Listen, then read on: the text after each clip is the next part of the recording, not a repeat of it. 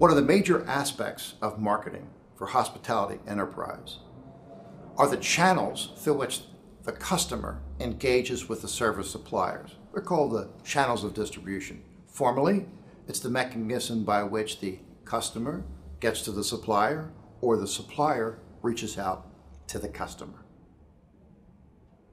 There are two basic types of channels: direct to the supplier or through an intermediary. Who are the intermediaries in the hospitality space, typically associated with hotels and cruises? One is the retail travel agent. Brick and mortar entity where we speak with an individual about travel. Tour wholesalers, TUI, Thomas Cook in Europe are examples. These tour wholesalers put together comprehensive packages, which include air, car, hotel, other destination services, into a single package sold to the consumer. Corporate travel departments, or for that matter, enterprises that support corporate travel. These groups or organizations that are in the marketplace put together and manage the overall travel budget for an enterprise and facilitate the travel by their business customers. Then there are global distribution systems. Entities would sit behind a complicated process of managing a travel experience. They facilitate the booking of airlines and cars and hotels, if you will, putting together a whole passenger name set of records and allow the booking of reservations and the changing of those and the management of those, fee payments and the like.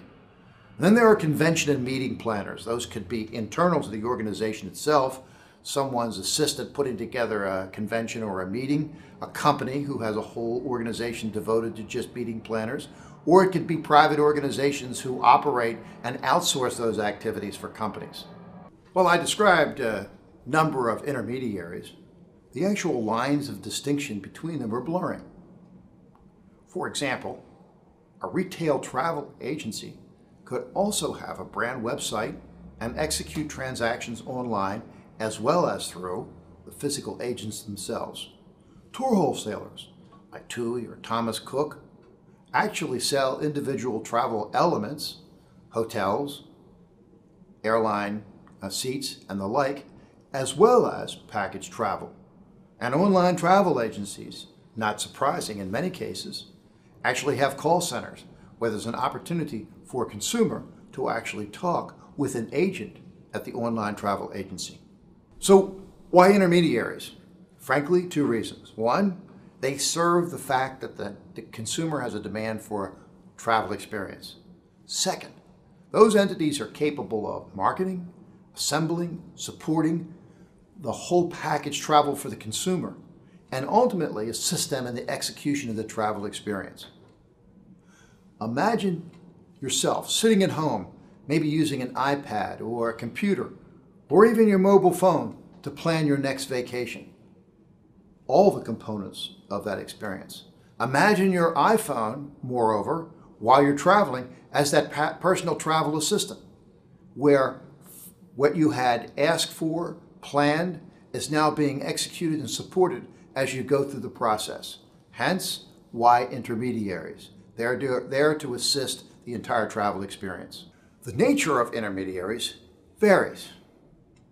It varies by which suppliers use which of those channels of distribution or intermediaries, and it also varies by geography. With regard to suppliers, airlines typically use global distribution systems. They operate with online travel agencies, and in certain cases they work with retail agents themselves. Hotels typically work directly with the consumer and with intermediaries.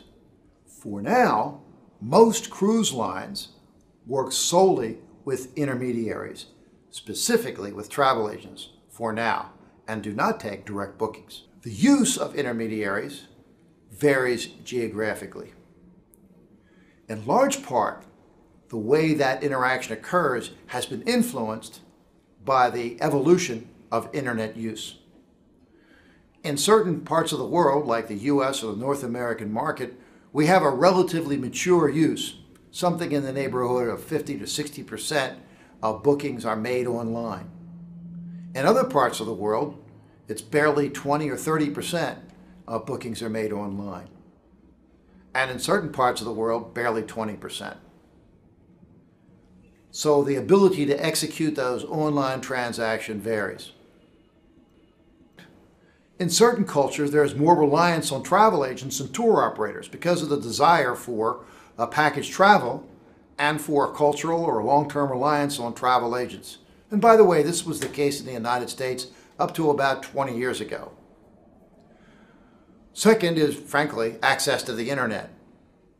And finally, what we're experiencing more recently is the availability of device usage, whether the customer is using an iPhone or an iPad or a PC. In certain parts of the world, there's a greater reliance or use of a cell phone rather than a PC.